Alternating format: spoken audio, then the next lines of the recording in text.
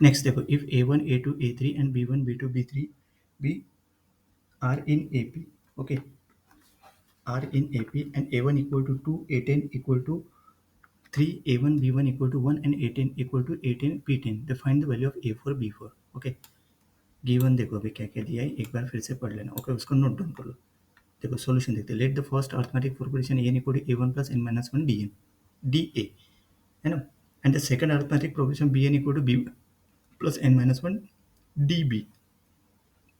इसकी first term है and this is common difference DB, B के लिए, सेकंड के लिए, एंड यहाँ पे A1 फर्स्ट टर्म और कॉमन डिफरेंस D है। देखो A1 इक्वल टू 2 दिया है, देखो A1 equal to 2, A10 equal to 3, A1 B1 equal to 1, A10 B10 equal to 1. The first find the common difference DA for the AP AN using the formula AN equal to A1 plus n minus 1 DA. A10 equal to A1 plus 10 minus 1 DA. तो next line में क्या हो जाएगा वो, देखो मतलब यहाँ से लेकर नेक्स्ट लाइन में equal to 3 equal to 2 plus 9 DA, तो 1 इक्वल टू 9 DA मतलब DA equal to 1 by 9. So D equal to 1 by 9. The general term for AN is AN equal to 2 plus n minus 1 upon 9. तो ये आ गई AN, general term for AN.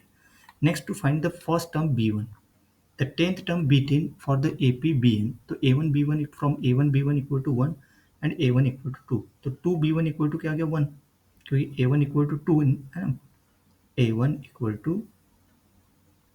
2,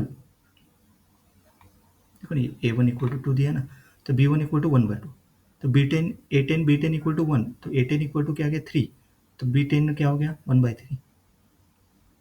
So let's find the common difference dB for the AP BN using the formula BN equal to B1 plus n minus 1 dB. So B10 equal to B1 plus 10 minus 1 dB. Okay, तो यहाँ पे B10 की value 1 by 3, यहाँ पे next line पे आना चाहिए ऐसे, देखो ऐसे, तो B10 की value 1 by 3 1 by 2 plus 9D, सही है। फिर उसके बाद 9DA equal to 2 by 3 minus 3 by 6, so 9DB equal to minus 1 by 6, so DB equal to minus 1 by 54 हो जाएगा वो। The general term for BN, the general term from BN equal to 1 by 2 plus n minus 1D minus 1 by 54. To find the value of A4 B4.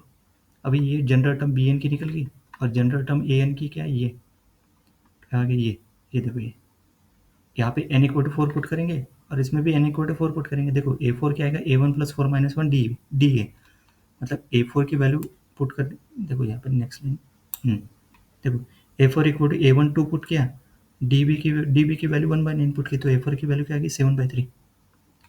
Next में B4, तो B1 की value 1 by 2, DB की value minus 1 by 4, उसको solve किया तो minus 1 by 2 minus 1 by 4, तो आ गया B4 equal to 4 by 9, सही है।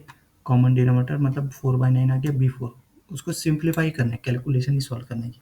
B4 4 by 9 आ गया, तो A4 B4 की में पुट करने के बाद क्या आ गया 28 by 27, clear, this is a final answer. अभी अल्टरनेटिव मेथड दिया है, alternative method this is very difficult as compare to this one. तो फर्स्ट मेथड के हिसाब से याद रखो 28 by 27, सही है। Next question,